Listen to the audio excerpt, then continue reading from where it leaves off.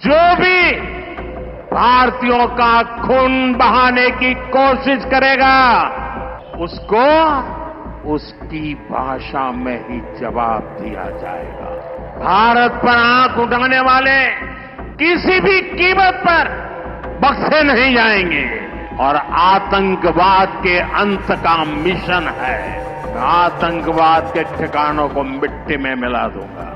जब उन्होंने कुछ नहीं किया तो फिर मैंने देश की सेना को छुट्टी खुल सीधी चोट करके आ गया। यहां बैठे बैठे मिट्टी में मिला सकते हैं। सुख चैन की जिंदगी जियो, रोटी खाओ, वरना मेरी गोली तो है ही।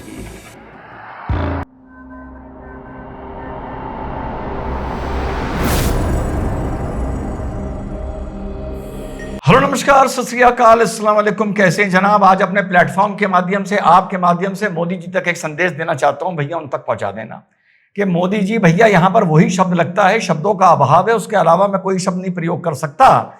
यार मोदी जी, पाकिस्तान की कब तक पाड़ोगे यार? मतलब हर रैली में अलग अलग तरीके से यार उनको कब तक बैंड बजाओगे उनका? वाकई यार मतलब बस करो। दुनिया ने लोहा देख लिया है और दुनिया ये मान गई है कि अब अगर वो बिच्छू, आज का थंबनेल यही है ना कि एक जूते से कितने बिच्छू मारोगे। वैसे तो मैं बिच्छू मारने पर यकीन नहीं करता। वैसे तो ये भी कहा जाता है एक तीर से दो चिड़ियां मारोगे। मैं चिड़िया मारने पर भी यकीन नहीं करता, लेकिन समझाने की हैसियत से बता रहा हूं कि उसको मैंने, आज का थंबनेल यही है कि भैया एक जूते से कितने बिच्छू मारोगे। भागा भागा अजरबैजान घूम रहा है, तुर्किया घूम रहा है, शिया सुन्नी भूल गया है, जाके ईरान घूम रहा है दिखाने के लिए उसके पास आज तक कोई सैटेलाइट फोटो नहीं है, कोई इमेज नहीं है। कहां कौन सी एयरबेस का भारत का नुकसान हुआ ये कुछ नहीं है। चाइना भी लगा रहा ऊपर से देखने में कुछ नजर आ जाए, कुछ नजर नहीं आया। लेकिन दिखाना था कि साहब जीत हुई है, तो कैसे दिखाएं? तो साहब पाकिस्तान के राष्ट्रपति असीम मुनीर ने पाकिस्तान के प्रधानमंत्री असीम मुनीर से कहा कि पाकिस्तान के chief of the army staff Asim Munir को पाकिस्तान का फील्ड मार्शल असीम मुनीर को बना दो।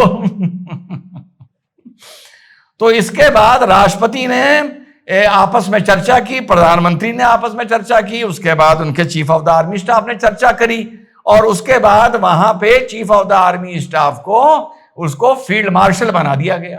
और फील्ड मार्शल बनाते हुए जो फोटो दी जीत की खुशी में, वो 2019 में चाइना के साथ जो इनकी एक्सरसाइज ड्रिल हुई थी उसकी फोटो लगा दी। और इतने नौटी लोग हैं कि उन्होंने भी पकड़ लिया कि अरे भैया ये तुम्हारी ऑपरेशन की फोटो नहीं है, ये 2019 की फोटो है जो तुम आज अपने ऑपरेशन की हिंदुस्तान से भिड़ंत की कामयाबी का फोटो बनाकर एक दूसरे को एक्सचेंज कर रहे हैं। ये हाल है। जाकर ईरान में कह रहा है कि भैया मैं ट्रेड पर, पानी पर, कश्मीर पे सब पर बात करने को तैयार हूं। तो यार मोदी जी समझ गए, हम मान लिया, लो आप हाथ जोड़े हैं आपके। कितने कितने एंगल से बजाओगे उसको समझ में नहीं आ रहा है। मतलब आई मीन टू से आप समझ जाइए, मतलब है। तो साहब ये हाल है। अब उसके बाद चलिए साहब, इस बिच्छू की तो छोड़िए, अब बाकी बिच्छू की क्या बात करना। चलिए ऐसा है, लीडर ऑफ ऑपोजिशन की बात कर लेते हैं। वैसे टाइटल थंबनेल यही है कि एक जूते से कितने बिच्छू मारोगे। अब चलिए बिच्छू छोड़िए, हम लीडर ऑफ ऑपोजिशन की बात करते हैं। लीडर ऑफ ऑपोजिशन उर्फ मतलब वो छोड़िए, वो साहब बड़ा परेशान है। वो कह रहा है यार ये ऑपरेशन सिंदूर के चलते इन्होंने मेरी राजनीति का सिंदूर डिस्टर्ब कर दिया। मतलब मेरी पूरी पॉलिटिकल पार्टी अस्त व्यस्त कर दी। मेरे मनीष तिवारी, मेरे सलमान खुर्शीद, मेरे शशि थरूर को ये अगवा करके इनको काम पर लगा दिया और वहां पे भैया चाबी भर दी और वो टहल टहल के ऐसी की तैसी कर रहे हैं। यहां मैं पूछ रहा हूं, मतलब विरोधाभास देखिए। कभी ऐसा देखा है कि कांग्रेस के 4 सांसद दुनिया में घूम रहे हैं और कांग्रेस का नेता यहां पूछ रहा है बताओ कितने प्लेन गिरे, बताओ कितने प्लेन गिरे, बताओ कितने प्लेन गिरे। मतलब चाइना नहीं कह रहा है प्लेन गिरे, अमेरिका नहीं कह रहा है प्लेन गिरे। आमतौर पे तो ये होता था, ये पाकिस्तान की भाषा बोलते थे। पाकिस्तान नहीं कह रहा प्लेन गिरे, ईरान में जाके बोला, अजरबैजान में जाके बोला, तुर्किया में जाके बोला, वो नहीं कह रहा, चाइना नहीं कह रहा, कोई सैटेलाइट इमेज नहीं है। ये कहे जा रहा है कितने प्लेन गिरे, कितने प्लेन गिरे, कितने प्लेन गिरे। इसको ये समझ में नहीं आ रहा कि मुझे भैया इस ऑपरेशन सिंदूर की आड़ में इन्होंने मुझे यार कहाँ ले जाके फंसा दिया। आने वाले बिहार के चुनाव में मैं क्या करूंगा और क्या बोलूंगा। खैर, बिहार चुनाव की बात आज हम अपने दूसरे वीडियो में 5 बजे करेंगे। पता नहीं कौन से गुड्डे में यार मोदी जी ने ये ऑपरेशन सिंदूर के चलते कौन सी चाबी भर दी है, मुझे समझ में नहीं आ रहा।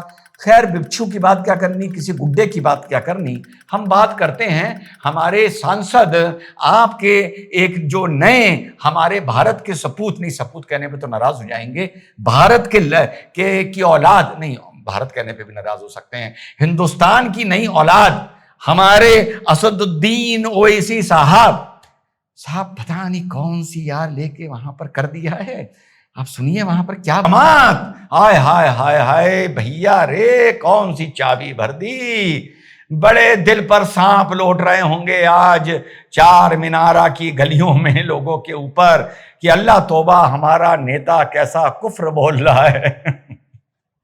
लेकिन बर्दाश्त कर लो, अभी आगे बहुत लड़ाई है, यूसीसी की लड़ाई है, वफ की लड़ाई है, थोड़ा बर्दाश्त कर लो। अब देखना यह है कि वापस आकर हमारे भाईजान इन सारे मुद्दों पे जो देश में चल रहे हैं उस पे क्या बोलते हैं हमारे हिंदुस्तान की नई औलाद, हमारे माने ओवैसी साहब। Ending my video on a very serious note, जो 26 भाइयों की पहलगांव में जान गई, उनके परिवारों को आज मैं बड़ी हिम्मत करके बधाई देता हूं। उनके नुकसान की कोई भरपाई, कोई सहानुभूति, कोई पैसा कुछ नहीं कर सकता जो घर उजड़े। लेकिन बधाई इसलिए दे रहा हूं कि इस आतंक के चलते कितने घर उजड़े, कितना लहू बहा। लेकिन बधाई इनको इस बारे आज हिम्मत करके दे रहा हूं। मेरा भाव समझिएगा, ये जो लहू बहा, इसने उस चीज को ट्रिगर कर दिया, द क्रॉसिंग द लाइन जिसको बोला जाता है, जो चेचनिया के टेररिस्ट ने उनके थिएटर पर और रशिया के थिएटर पर और स्कूल पे अटैक कर इसको ट्रिगर किया था और चेचन आतंक खत्म हो गया था। जो श्रीलंका में आर्मी हॉस्पिटल पे चीफ ऑफ द स्टाफ पर अटैक कर उन लोगों ने नई लाइन क्रॉस की थी तो एलटीटी खत्म हो गया था। चाइना में जाइजिंग रीजन में जो उन्होंने एक प्लेटफॉर्म पर मशैटी अटैक किया था जिसमें शायद 35 चाइनीज मारे गए थे, तो चाइनीज आर्मी ने कहा था इस आतंक को खत्म करना होगा, तो उन्होंने लोहे के आयरन हैंड से आतंक को खत्म करा। आतंक इतिहास में एक लाइन क्रॉस करने से होता है, बुराई इतिहास में एक लाइन क्रॉस करने से होती है। ये पर्सनल मेरी एनालॉजी है और मैंने इस कंटेंट को तैयार किया था, बहुत पहले 1-2 डिबेट में भी बोला था। लाइन क्रॉस करने से याद आया, भारत की संस्कृति और मान्यता भी एक लाइन को बड़ा महत्व देती है। कहां महत्व देती है? जहां रामायण है वहां पर भी एक लाइन क्रॉस करने से किसी का अंत हुआ था। जहां महाभारत है वहां पर भी एक लाइन क्रॉस करने से किसी का अंत हुआ था। इसी तरह बुराई को कभी लाइन नहीं क्रॉस करनी चाहिए। लाइन क्रॉस करोगे तो तेरा अंत हो जाएगा। मेरा दिल कह रहा है, मेरा यकीन कह रहा है कि कश्मीर में आतंक के अंत की कम से कम शुरुआत हो गई है और जो तेवर सरकार, फौज, आर्मी के देखने को मिल रहे हैं, मुझे यकीन है कि आगे अगर कोई हरकत होती है तो इससे बड़ा भी जवाब दिया जाएगा। इसीलिए सुबह जब मैंने जस्टिस सर्व्ड देखा था तो मैं परेशान हो गया था, क्योंकि मुझे पहलगांव की घटना लग रही थी कि लाइन क्रॉस हो गई है, लेकिन सुबह जस्टिस सर्व्ड देखकर मुझे लगा कि यार इसको भी लाइन क्रॉस नहीं माना जा रहा। लेकिन शुक्र है कि उसको लाइन क्रॉस मान लिया गया और आप देखिएगा अंत तो नहीं, आतंक के अंत की शुरुआत हो गई है। बधाई देश को, बधाई फौज को और बधाई नरेंद्र मोदी जी को। जय हिंद, वंदे मातरम, खुदा हाफिज।